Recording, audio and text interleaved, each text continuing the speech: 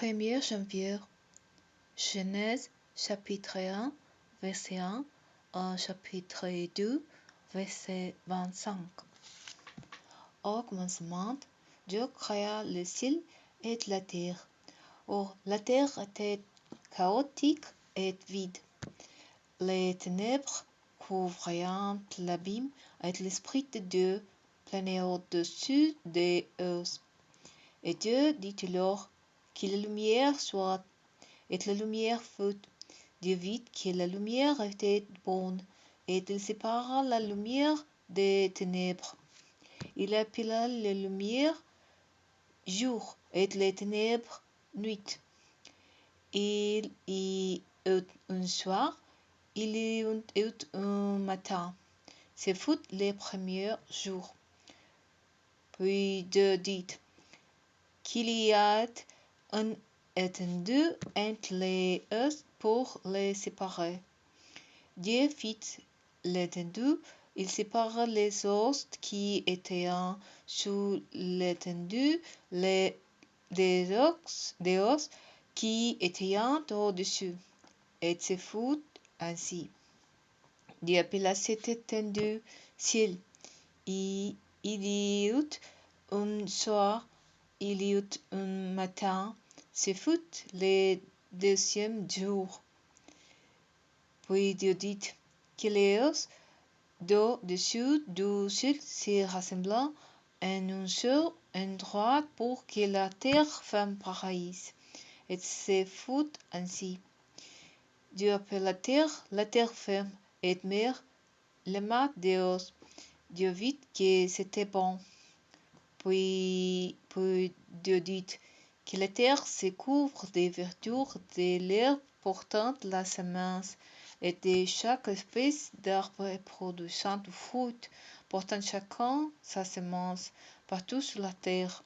Et ce fut ainsi.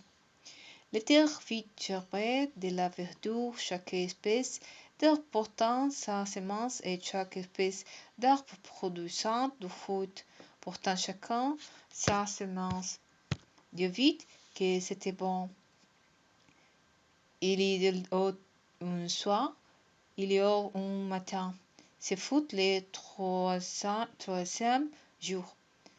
Puis Dieu dit que dans l'étendue du ciel, il y ait des luminaires pour distinguer les jours de la nuit, et pour qu'ils marquent les saisons, les jours et les années. Que dans l'étendue du ciel, il servant des luminaires pour illuminer la terre. Et ce fut ainsi. Dieu fit deux grandes luminaires, les plus grandes pour qu'ils président au jour, et les plus petits pour qu'ils président la nuit. Il fit aussi les étoiles. Il les plaça dans l'étendue du ciel pour illuminer la terre, pour présider au jour ainsi qu'à la nuit, et séparer la lumière des ténébreux. Dieu vit que c'était bon. Il y eut un soir, il y eut un matin. Ce fut le quatrième jour. Puis Dieu dit que les eaux fussent d'une multitude d'êtres vivants, et que des oiseaux volant au-dessus de la terre dans l'étendue du ciel. Alors Dieu créa chaque espèce de grands animaux marins, et chaque espèce d'êtres vivants qui se mouvant et faisant dans les eaux, et chaque espèce d'oiseaux il allait. Dieu vit que c'était bon, et il les bénit, et cette terre se féconde, multipliez-vous, remplissez les eaux des mers, et que les oiseaux aussi se multiplient sur la terre. Il y eut un soir, il y eut un matin. Ce fut le cinquième jour. Puis Dieu dit que la terre produise chaque espèce de terre vivante, chaque espèce de bestiaux, de reptiles et d'insectes, ainsi que d'animaux sauvages. Et ce fut ainsi. Dieu fit chaque espèce d'animaux sauvages, et il fit chaque espèce de bestiaux, chaque espèce de reptiles et des insectes. Dieu vit que c'était bon. Puis Dieu dit, faisons l'homme de sorte qu'il soit notre image, qu'il nous ressemble, qu'il domine sur les poissons de la mer, sur les oiseaux du ciel, sur les bestiaux, sur toute la terre et sur tous les reptiles et les insectes. Dieu créa l'homme de sorte qu'il soit son image, oui. Il les créa de sorte qu'ils soient l'image de Dieu. Il les créa homme et femme. Dieu les bénit en disant, soyez féconds, multipliez-vous, remplissez la terre, rendez-vous un maître, et dominez les poissons de mer, les oiseaux du ciel et tous les reptiles et les insectes. Et Dieu dit, voici, je vous donne pour vous un nourri, toute plante portant sa semence partout sur la terre, et tout l'arbre fruitier portant leur semence. Je donne aussi à tout animal de la terre, aux oiseaux du ciel, à tout animal qui se meut, à ras de terre et à tout être vivant, toute plante verte pour qu'ils en nourrissant. Et c'est fut ainsi. Dieu considéra tout ce qu'il avait créé.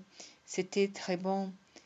Il est un soir, il est un matin, c'est fut le sixième jour. Ainsi furent achevés les ciels et la terre avec toute l'armée de ce qu'ils contiennent. Le septième jour, Dieu avait achevé tout ce qu'il avait créé. Alors il se reposa un séjour là de toutes les œuvres qu'il avait accomplies. Il bénit le septième jour, il en fit un jour saint, car en ce jour-là, il se reposa de toute l'œuvre de création qu'il avait accomplie. Voici l'histoire de ce qui est advenu au ciel et sur la terre lorsqu'ils furent créés. Au temps où l'Éternel Dieu fit la terre et les îles, il n'existait encore sur la terre aucun arbuste et aucun herbe des champs n'avait encore germé, car l'Éternel Dieu n'avait pas fait pleuvoir sur la terre, et il n'y avait pas d'homme pour cultiver la terre. De l'eau se mit à soutrer et à irriguer toute la surface du sol. L'Éternel Dieu façonna l'homme avec de la poussière du sol. Il lui souffla dans les narines les souffles de vie, et l'homme devint un être vivant.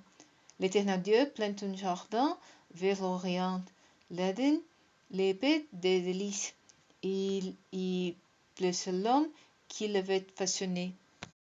L'Éternel Dieu fit pousser du sol toutes sortes d'arbres portant des fruits d'aspect agréable et délicieux, et il mit l'arbre de la vie au milieu du jardin.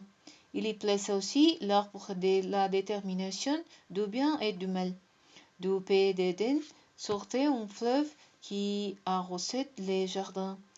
De là, il se divisait en 4 bras. Le nom du premier est puissant. Il contournait toute l'épée de Avila, où se trouve de l'or, un or d'excellente qualité. On trouve aussi dans cette contrée des lampes parfumées et de la pierre précieuse appelée onyx. Le deuxième fleuve s'appelle Guillaume. Il parcourt toute l'épée des couches. Le troisième fleuve s'appelle le Tigre. C'est celui qui coule à l'orient de la Syrie. Et le quatrième fleuve, c'est Euphrate. L'Éternel Dieu prit l'homme et le mit dans le jardin d'Éden pour les cultiver et les garder. Et l'Éternel Dieu ordonna à l'homme, mange librement des fruits de tous les arbres du jardin, sauf du fruit de l'arbre de la détermination du bien et du mal. De celui-là, n'en mange pas, car les jours où tu en mangeras, tu mourras. L'Éternel Dieu dit, il n'est pas bon que l'homme soit seul, je lui ferai honnête qui soit son vis-à-vis. L'Éternel Dieu, qui avait façonné du ciel tous les animaux des champs et tous les oiseaux du ciel, les fit venir vers l'homme pour voir comment il les nommerait, afin que tout être vivant porte les noms que l'homme lui donnerait. L'homme donna donc un nom à tous les animaux domestiques, à tous les oiseaux du ciel et aux animaux sauvages, mais il ne trouva pas d'être qui soit son vis-à-vis. Alors l'Éternel Dieu plongea l'homme dans une profonde sommeil. Pendant que celui-ci dormait, il prit un de ses côtés et referma la chair à la place. L'Éternel Dieu forma une femme de la côte qu'il avait prise de l'homme et il l'amena à l'homme. Alors l'homme s'écria: Voici bien cette fois celle qui est os de mes os, chair de mes chairs. On la nommera femme, car elle était prise de l'homme. C'est pourquoi l'homme laissera son père et sa mère et s'attachera à la femme, et les deux ne feront plus qu'un. L'homme et sa femme étaient un tout, devenus saints et éprouvaient aucune honte.